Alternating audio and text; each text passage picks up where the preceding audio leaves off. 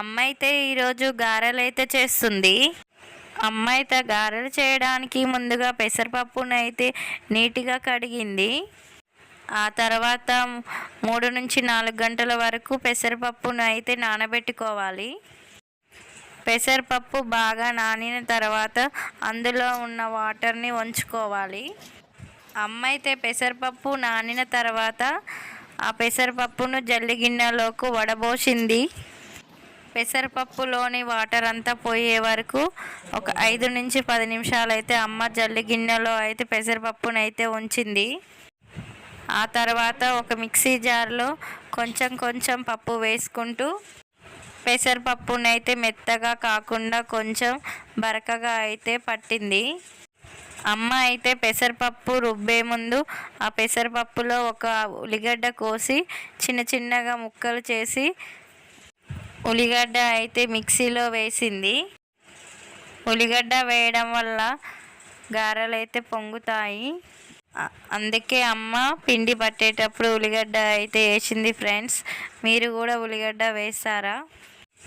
ఆ తర్వాత పప్పులో కొంచెం పచ్చిమిర్చి మరియు కరివేపాకు అయితే వేసి మిక్సీలో పట్టుకుంది. అమ్మ అయితే పిండి రుబ్బేటప్పుడు అయితే ఉల్లిగడ్డ, పచ్చిమిరపకాయలు మరియు కరివేపాకు అయితే వేసి మిక్సీ అయితే పట్టింది ఫ్రెండ్స్. అలా పిండంతా రుబ్బిన తర్వాత ఒక బేషన్లోకి తీసుకొని రుబ్బిన పిండిలో కొంచెం జీలకర్ర, సరిపడ ఉప్పు మరియు కరివేపాకు, కొంచెం అల్లం వేసుకొని బాగా కలుపుకోవాలి.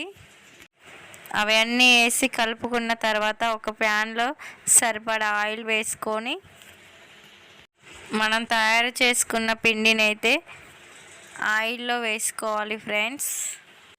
కొంచెం పిండి తీసుకొని వేళ్ళ పైన చిన్న చిన్నగా రౌండ్గా చేసుకొని గారెలను అయితే ఒత్తుకోవాలి ఫ్రెండ్స్. చేతుల మీద చేయడానికి రాకపోతే అరిటాకు తీసుకొని గుండ్రగా చిన్న చిన్నగా ఒత్తుకొని అయితే ఆయిల్లో వేసుకోవచ్చు ఫ్రెండ్స్. అలా కొంచెం కొంచెం వేసుకోవాలి. వన్ సైడ్ గారెలు కాలిన తర్వాత ఇంకో సైడ్ కూడా వేసుకొని కాల్చుకోవాలి ఫ్రెండ్స్. అలా అన్ని గారెల్ని కాల్చుకున్న తర్వాత ఒక సర్వింగ్ బౌల్లోకి తీసుకొని ఉంచుకోవాలి. గారెలు రెడీ చేయడం అయిపోయింది. చూడండి గారెలు ఎంత మంచిగా వచ్చాయో.